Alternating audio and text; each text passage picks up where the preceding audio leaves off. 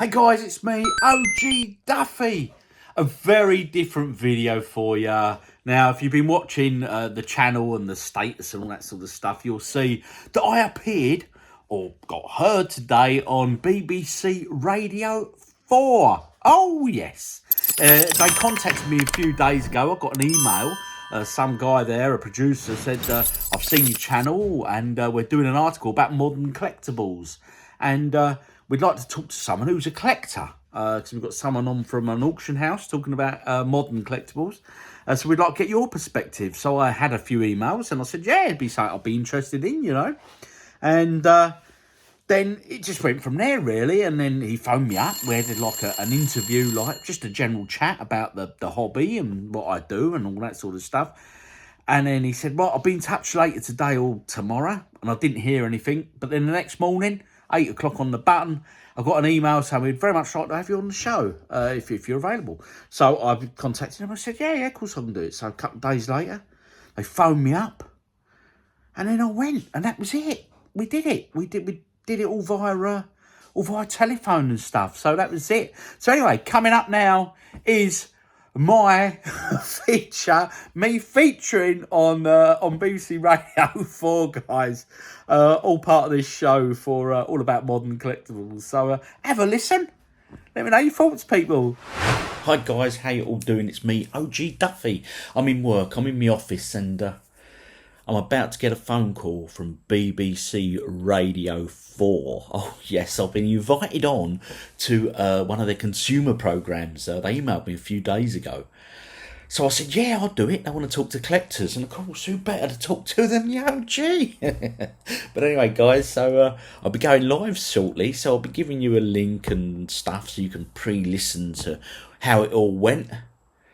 Wish me luck. Now, I don't know if you've been watching King of Collectibles on Netflix.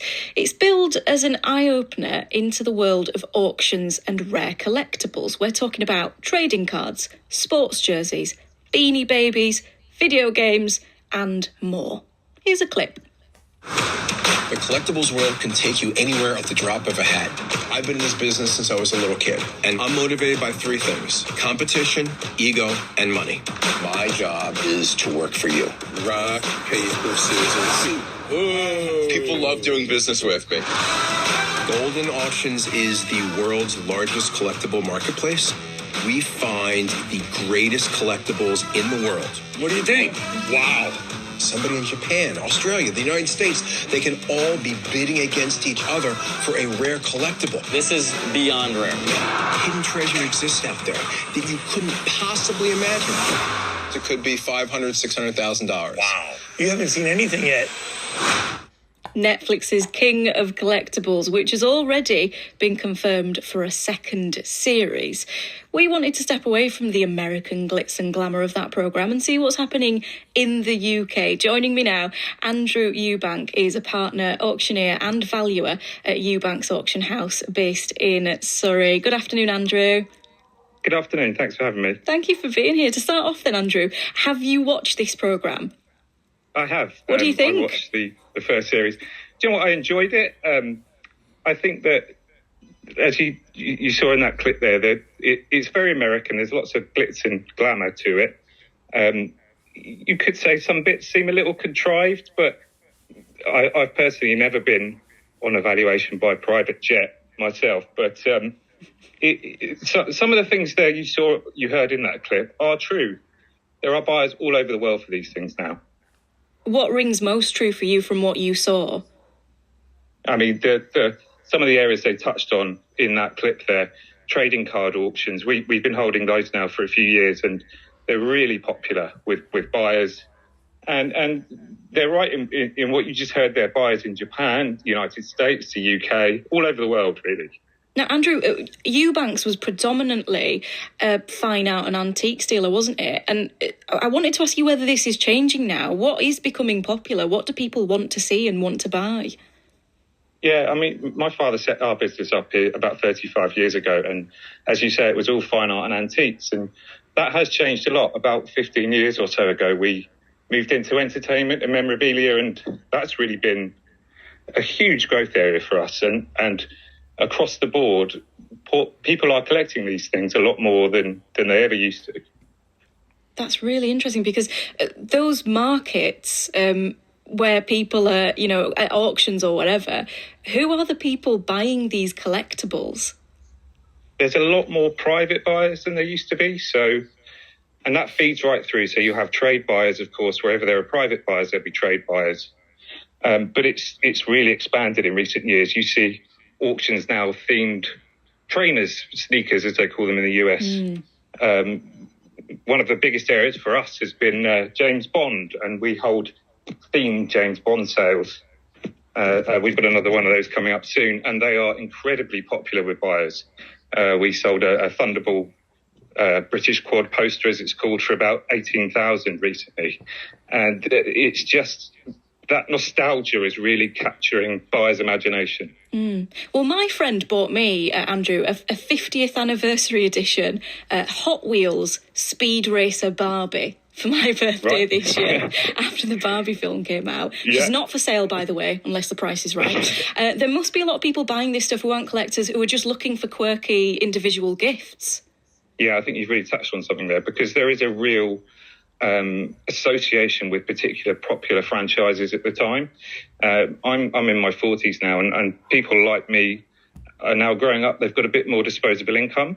They're interested in the things that really remind them of their youth, or things that really interested them when they were teenagers. And we're starting to see that more and more. Box products. So there's recently been a Teenage Mutant Ninja Turtle film. So those kind of boxed products from toys from the 1990s are now increasingly popular at auction as well. Andrew, I'm on the hunt for a Barbie Beach house. Keep an eye out, will you? I certainly will. Rob Duffy is here as well. Rob's a collector. He shares his experiences on his YouTube channel, OGDuffy. Hello, Rob. Hello, Rima. How are you? I'm fine, thank you. How are you? Tell us what you like to collect, actually, Rob, because I'm very interested in this. Well, I'm a retro video game collector, which generally means it's old classic video games, sort of physical copies, because now with a lot of modern sort of video game industry, it's digital, so you don't actually have a physical sort of product. So I collect all sort of genres, and just at my age, really, I think growing up with it all, and as I've gone throughout the years, you upgrade your consoles throughout the years, because you want the better system. But of course, the better systems now are the ones that I've kept all the years. So I've got quite a decent sized collection now. Yeah. Well, I'm sure, Rob, that there are lots of people listening who are of a similar age to you, thinking, yeah, actually, it would be nice to go back and have some of that stuff, and nostalgic reasons. But when and why did all of this begin? Because actually, starting a collection is a bit of an undertaking, it seems like. Well, to be honest with you, I mean, I was. I'm proud to say I'm 50 years of age, and I was born in the golden age of video gaming. Let's be honest, arcades back in the day. I used to go and visit I'd race around arcades playing classic games like Space Invaders, Pac-Man and the like. And then we were introduced to home computers into the homes, obviously. And I had a Sinclair ZX Spectrum. And then over the years, you just kept acquiring the next sort of newest game system as they got released, really. And a lot of people sold their stuff and then to buy the newer stuff. But I was quite lucky in respect of I actually managed to keep, I'd say probably 50% of my original collection. So it's just amassed over the years, really, my loft, Right. So I was going to ask you where you go hunting for all of this and whether it's expensive, Rob, but it seems like this is just stuff that you bought when it first came out. No. I still collect now. I spend more on it. I spend more on the older games now than I ever did then. And the thing is, as the previous gentleman said, we've got disposable income now, our generation, and we want to buy the items we couldn't afford then. So I look back and I was like, I really wanted that game, but now I can afford to go and buy it. So, but in terms of finding the stuff, boot fairs, charity shops, CEX, the high street shop. That's good for anyone interested in video games, old and new. But they do an awful lot of old retro games, which is great for the collectors. Charity shops, still occasionally you will find a diamond in the rough, so to speak. I was lucky enough about 6 months ago. I found a game for £2 that's actually valued at well over 100. So that was I was very pleased. And that will be good for anyone that doesn't have a massive disposable income, being able to find something that you say, is a diamond in the rough for £2. Exactly, and they're them finds. They are rare, but they are still out there, you know. And that's the power of this thing. You can niche your collection down. You don't have to have a huge expanse of money. You can start a really small collection, and it just grows. And you don't, like I say, you don't need a huge amount. And I've documented all my collecting through my YouTube channel, OGDuffy. So it's quite good, really. And I've gathered quite a nice community, and we all sort of swap, and you can do internal swaps as well when you become part of the community, you know. Robert, it sounds like it's about so much more than making money for you, which is a really lovely thing, actually. To be honest, you do get some YouTube channels which shows how much money you can earn, and I do show the value of the games and things. But for me, I'm not in it for the money. It's just personal, you know. Let's be honest. We all reminisce, and it's all about the nostalgia. It's the artwork. It's the playing the games. And that is what it is for me. And it's not just that. It's the community. I've met and made so many new friends through this. We all share a common interest, you know. So it's vast, and you can niche down and you help each other out, and you find, you know, they know I'm looking for a certain product. I know they're looking for certain products, and, you know, it's good. We sort of look out for each other as well, which is nice. Andrew Eubank and Rob Duffy there talking to us about collectibles. Is this you? Do you collect anything? Email me, you and yours at bbc.co.uk. Garden rooms, they were one of the pandemic trends that became huge as people tried to find ways of getting creative at home. But while demand has dropped... Well, I think that's it. I'm waiting for a producer to come on the line and tell me it's finished. But I'm assuming they're finished, so that is it. Anyway, well, thank you, BBC. So you can hear that. So it's just the radio show now playing through the handset. Oh. You're most welcome. All the best. And you. So there we go. It's finished. Let's just switch that down. End me call. So there we go, guys. That was different. It's the first time we've ever done anything like that before. On that sort of level, you know, because it's quite a big old radio station, BBC Radio 4. We're going to get messages now from people who've been listening going, yeah, you sounded like an idiot, or you sounded all right, or whatever, you know.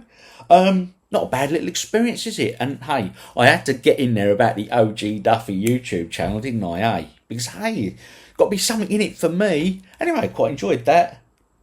Laters, guys.